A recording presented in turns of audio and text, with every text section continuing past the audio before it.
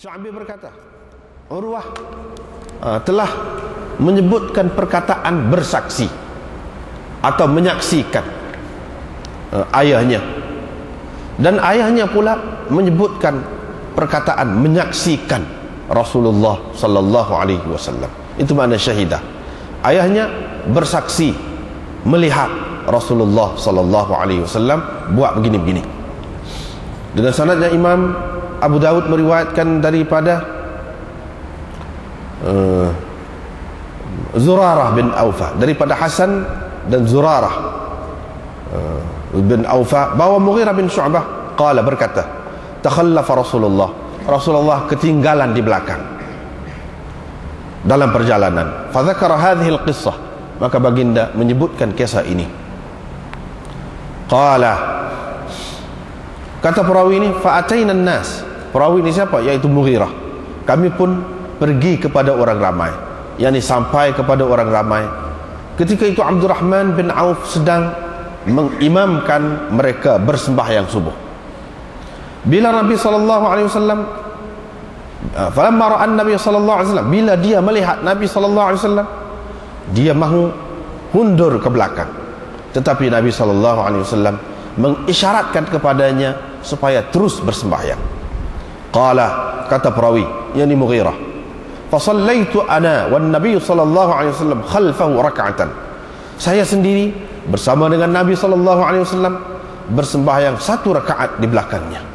Bila Nabi sallallahu alaihi wasallam memberi salam, Nabi sallallahu alaihi wasallam pun bangun dan bersembahyang rakaat yang Abdurrahman telah mendahuluinya, yakni sembahyang satu rakaat lagi lah. Walam yazid 'alaiha syai'an, dan baginda tidak menambahkan apa-apa lagi di atas satu rakaat lagi itu.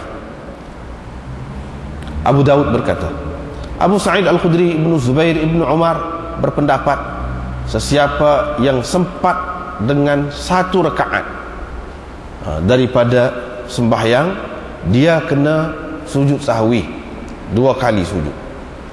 Dia kena sujud sahwi, jadi dua kali sujud sahwi, dua sujud sahwi lah. Dia kena lakukan dua sujud sahwi. Dengan sanadnya Imam Abu Dawud meriwayatkan daripada Abu Abdullah, daripada Abi Abdurrahman As-Sulami, bahawa dia menyaksikan Abdurrahman bin Auf bertanya Bilal tentang wudu Nabi sallallahu alaihi wasallam. Faqala, Bilal pun berkata, Nabi sallallahu alaihi wasallam keluar untuk qada hajat, yakni untuk buang air. Saya pun pergi membawa air kepadanya. Baginda berwudu dan menyapu serbannya dan muqaihi, dua khufnya. Abu Dawud berkata, wahwa Abu Abdullah, dalam sanad ini yang meriwayatkan daripada Abdurrahman As-Sulami itu ialah Abu Abdullah maula Bani Taim bin Murrah. Dengan sanadnya Imam Abu Dawud meriwayatkan daripada Abi Zur'ah bin Amr bin Jarir, bahawa Jarir telah buang air kecil, kemudian dia berwudu.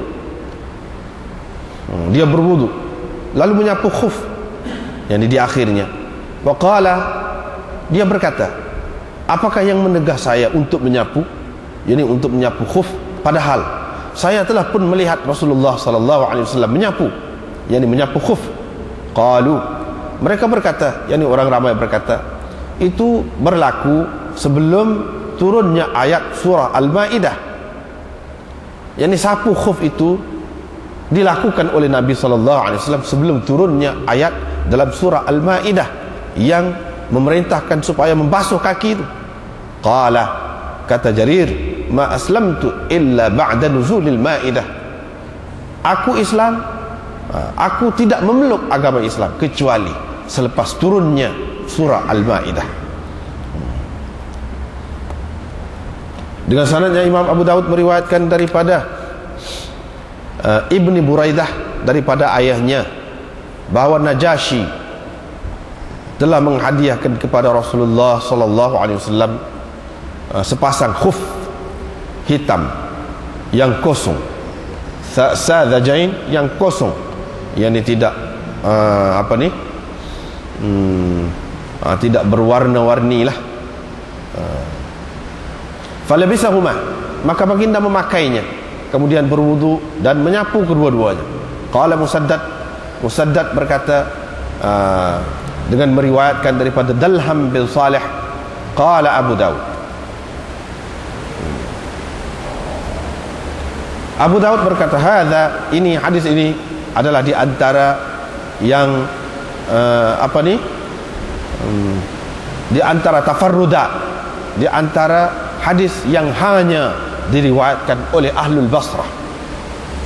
Dengan sanadnya Imam Abu Daud meriwayatkan daripada Abdurrahman bin Abi Nu'm daripada Mughirah bin Syu'bah bahwa Rasulullah sallallahu alaihi wasallam menyapu dua khufnya.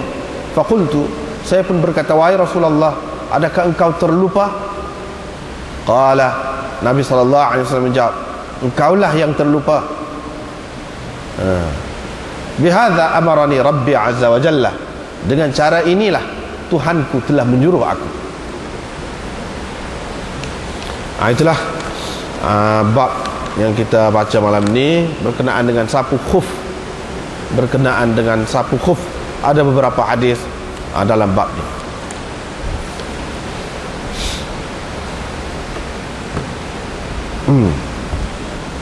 Sapu khuf. Kalau sapu stocking laman, itu kita akan bincangkan atas. Ini cerita khuf dulu. Khuf itu iaitu macam stocking lah, macam kasut, dipakai di dalam kasut di negeri-negeri yang ada musim sejuk. Pakai stocking, pakai dah, lepas tu pakai khuf pula. Ataupun zaman dulu benar tak ada stocking, stocking tu tak pakai khuf saja, lepas tu pakai kasut di luar ataupun pakai selipar. Khuf daripada kulit, pada masa tu dibuat daripada kulit biasanya. Ni untuk menahan sejuk. Kalau tidak pakai khuf ni jadi sejuk lah, pasal musim sejuk. Kalau pakai khuf tahan sejuk. Sampai sekarang ni pun masih ada lagi khuf ini dipakai di negeri-negeri sejuk. Tempat kita ni kalau orang tak biasa keluar negeri, siapa tak pernah tengok lah khuf itu. Jadi sapu khuf ini adalah di antara sunnah Nabi sallallahu alaihi wasallam. Dalam keadaan itulah, begitu juga kalau seseorang tu sakit, kau sejuk sangat, tidak musim sejuk pun, tidak di negeri sejuk pun, kalau dia pakai, itu ada perbincangan lah di situ. Yang disebutkan di sini biasanya umumnya dipakai dalam keadaan tidak uzur ni, tidak demam ke tidak apa ni, iaitu di negeri sejuk, negeri-negeri yang ada musim sejuk, pakai khuf. Pakai khuf ini, bila pakai khuf, kita ambil air semaya, tak payah pecah khuf itu, tak payah pecah dah khuf, pakai sapu datang tu, tak payah basuh dah kaki tu pada ketika ambil air semaya. Ini adalah kemudahan yang diberikan oleh agama kita kepada kita. Kemudahan yang diberikan. Sebab apa sejuk? Kalau pecah tu nak basuh kaki sejuk, lepas tu boleh jadi payah nak kering hingga apa, susah lah, menyusahkan. Untuk memberi kesenangan kepada umat ini, maka dia benarkan menyapu khuf pada setiap kali nak ambil air semaya. Dan berkenaan dengan waktu tu selama mana, itu ada bab yang berasingan. Selepas ni kita akan berjumpa lah dalam bab yang berasingan. Berapa lama, kalau musafir 3 hari, kalau orang tidak musafir 1 hari, sehari semalam, atau macam mana hukumnya, itu kita akan bincang dalam bab akan datang, tauqid fil mas. Ini nak cerita sapu khuf tu sendiri dulu. Bolehlah pada dasarnya sapu khuf itu, dan sepakat, boleh dikatakan ijma' ulama ahli sunnah wal jamaah mengatakan sapu khuf ini adalah di antara sunnah Nabi SAW. Bukan sekali dua Nabi SAW sapu khuf, tapi banyak kali. Sebab itulah dalam kitab-kitab mana pun, bukalah kitab-kitab syarah hadis mana-mana pun,